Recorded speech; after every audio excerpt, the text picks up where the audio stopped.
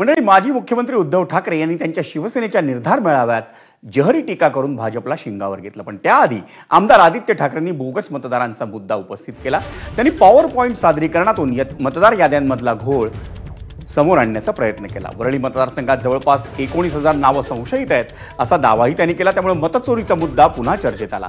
पण या सादरीकरणावर आदित्य ठाकरेंनी महाराष्ट्राचा पप्पू असल्यासारखं प्रदर्शन करू नये असा खोचक टोला मुख्यमंत्री देवेंद्र फडणवीसांनी लगावला. तर उपमुख्यमंत्री एकनाथ शिंदेनेही आदित्य ठाकरे यांच्यावर तोंडसूप घेतलं.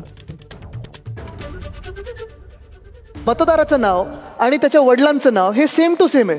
आता पहा तुम्ही, विठ्ठल झाड, विठ्ठल झाड, विठ्ठल रामचंद्र झाड, विठ्ठल रामचंद्र झाड 108 यादीतले आहेत.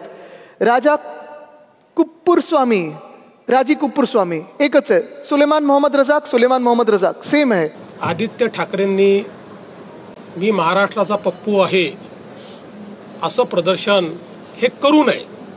राहुल गांधींनी मोठी स्क्रीन लावून त्याच्यावर इकडून तिकडे येरझाऱ्या घालायच्या आणि खोदा पहाडावर चुहा भी नाही निकला अशा पद्धतीचं वक्तव्य करायचं.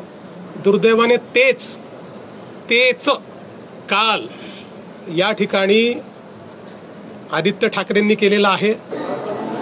जे आतापर्यंत मुंबई महापालिकेच्या कॉन्ट्रॅक्टरच्या याद्या मोजत होते, आता ते मतदार याद्या मोजू लागलेत. हा फरक आहे, लक्षात घ्या.